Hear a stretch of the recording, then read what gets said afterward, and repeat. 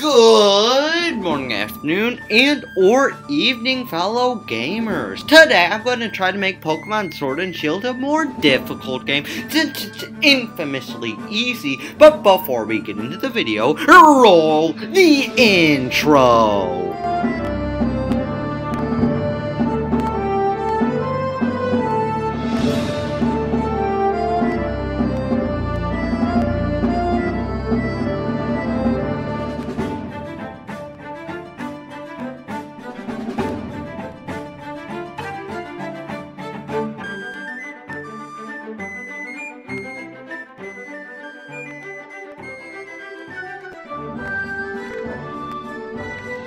Now that the intro is over, let's start the video by explaining how Sword and Shield became so well known for being impossible to lose at. This is because it's incredibly easy to gain loads of levels in the Wild Zone, which have a variety of Pokemon, meaning that the player would nearly never have a bad matchup against their opponent. Second of these reasons is that Dynamax battles allow you to gain hordes of EXP and EXP candies, so you could level up your Pokemon quickly, and new members would be instantly as strong as your others. The EXP share also is unable to be turned off, automatically forcing players who want to play Sword and Shield as a challenge into an easy game. Plus, wild Pokemon are above level compared to nearby trainers.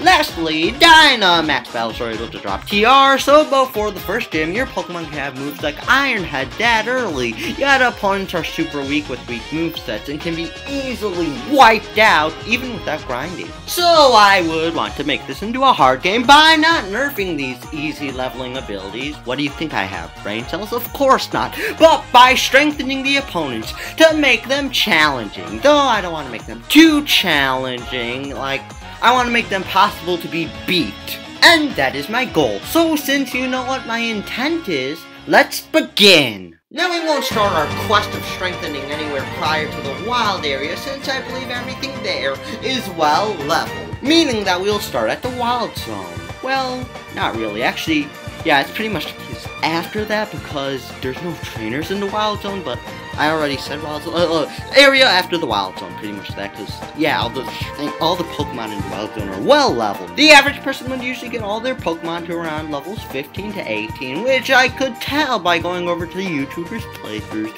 and they almost always had an evolved starter. Yet the Team Yell trainers you battle after this area in Motostoke are level 9 with only 2 moves.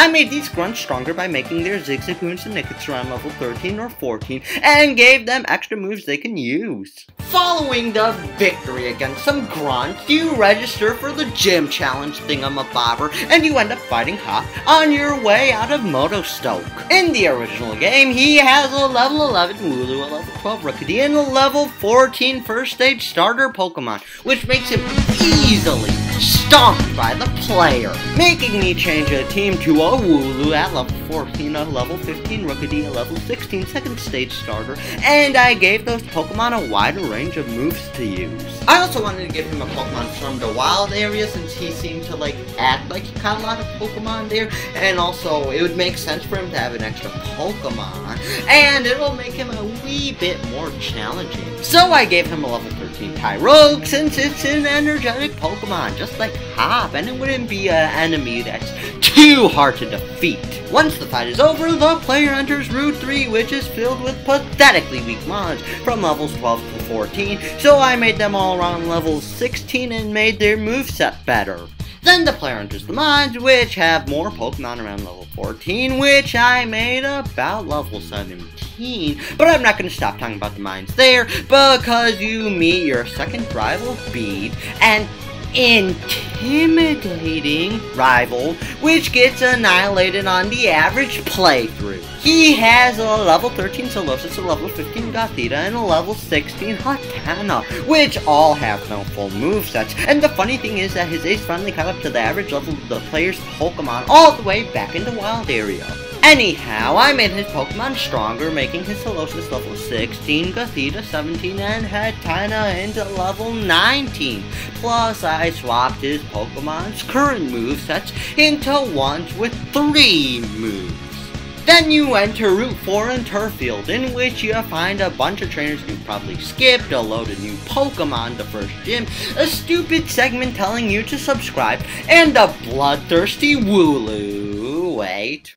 One of those are not like the others. Yep, every one of these big fancy videos I make have an obnoxious section solely for the reason to convince you to like the video, subscribe, comment, and not hit the notification bell because I only care about the rest. I realize I'm gonna have to give you something to comment about, so, what should it be? Oh yeah, which Pokemon do you forget the most? Yeah, that's what it is. But actually, I realized that this segment isn't as funny because you know that this is probably scripted. Plus, my acting sucks, but you should still subscribe or at least like the video. Now that I've disabled your brain cells from functioning, you can finally understand the requirement to beat the gym in this game. Yeah, if you have a fire, bug, or flying type Pokemon, of which there are already many options, then this is a piece of cake. But I can't talk about the gym at the current moment, because as I just said, my brain cells has lost the capability of ordering a script correctly, and I completely forgot about Route 4. Pretty much what I did for Route 4 was give trainers more Mons moves, and I made these Mon mentors more impressive by making their Pokemon around level 16 rather than 15. We now can enter gym number 1, which is full of pathetic Pokemon trainers, majority of them having one Pokemon from level 16 to 17, aka the levels the Pokemon trainer would have in the wild area, and the trainer having a level 19 Gossifleur and a level 20 Eldegoss. So I made the trainers have level 18 or 19 Pokemon, swapped some out for some rare grass type Pokemon, and I made Miles Pokemon so they'd be hard to sweep with one type, being a team with a level 20 Ferroseed, a level 21 Lombre, and a level 23 Gossifleur. Sorry, it's Eldegoss, that's what it's called. Sorry, a wee bit of a typo in the script, and they all have a variety of moves. I gave the Ferroseed Metalclaw for a Steel-type move, Bullet Seed for a Grass-type move, Roll Out to take care of Fire types, and Ingrain, because why not?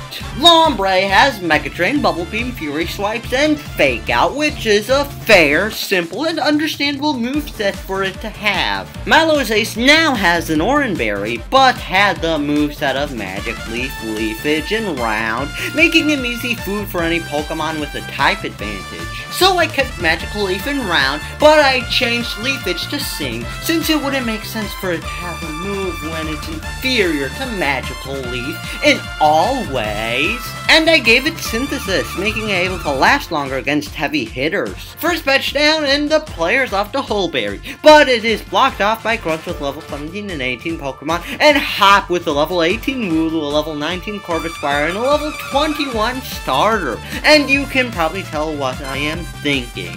So to reverse my state of thought, I made the average trainer in this area have a Pokemon around level 22 rather than 18, and changed the Grunt Zigzagoon into a Scraggy, while raising them to around level 23, and drastically improving Hop's team. He now has a level 23 Wooloo, a 24 Corvisquire, a 23 Hitmonchan, and a 26 Drizzile if you picked Grookey, a level 23 Hitmontop, and a level 26 Thwackey if you picked Scorbunny, and a level 23 Hitmonlee with a level 26 Raboot if you've chosen Sobble. Basically, he's gained the title of slightly challenging, which makes his dialogue a bit more respectful, but I don't care because I'm moving on to Hullberry, the place where the water gym resides, being ran by Nessa. In the actual game, the gym trainers on average are at level 20, and Nessa has a level 22 Goldeen, 23 Arrokuda, and a level 25 Dreadnought. So I made the average level for all of the trainers' Pokemon level 24,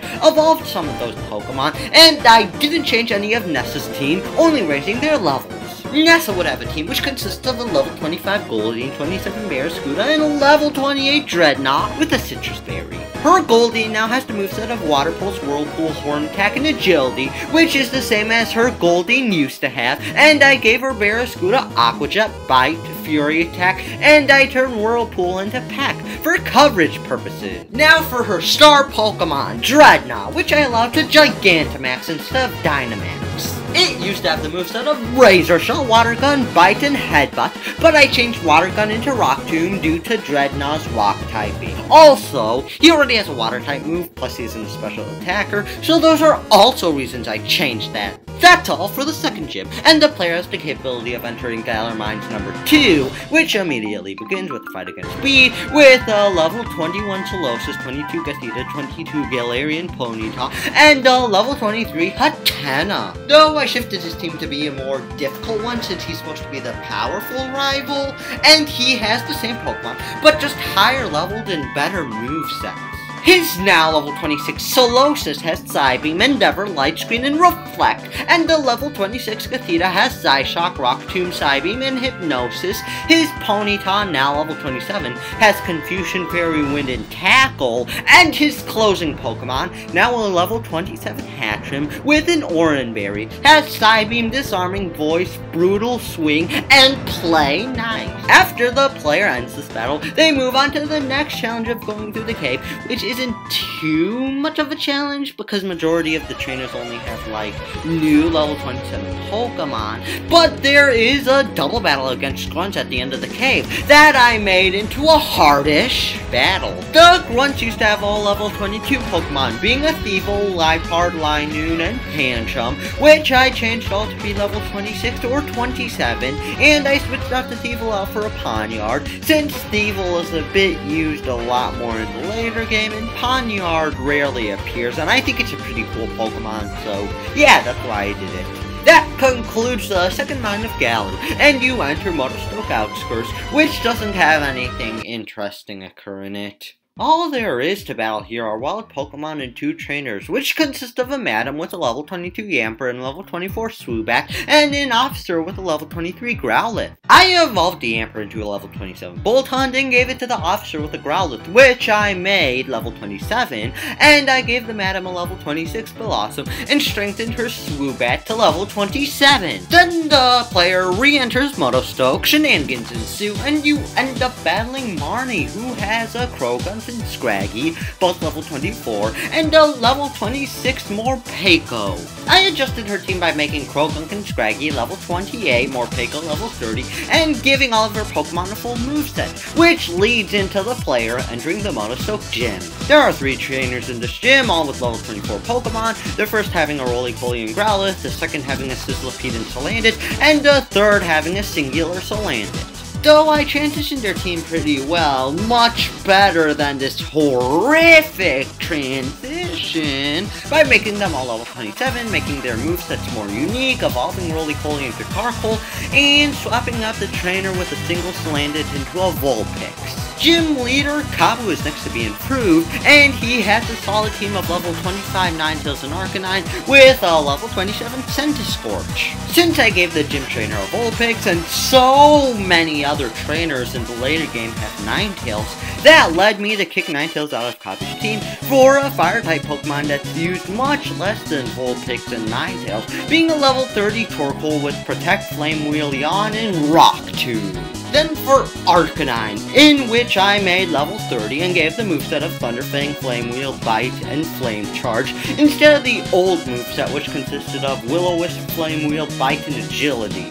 Ultimately, we have Kabu's best Pokemon, Centiskorch. There's little I did to change him since I made him a Citrus Berry, and now he's level 32, and has the moveset of Flame Wheel, Coil, Bug Bites, and Slam, and I swapped out Smoke Screen for Slam since it's a useless move that's just annoying pretty much. Now that we have finished off the Fire Gym, we are going into the next wild area, and not really because this script is getting long, so I'll make this into a 3-part series, and this starts off that 3-part series. And I hope that you aren't too sad about this video having multiple parts, and hopefully this video made you, the viewer, happy, and also roll the outro!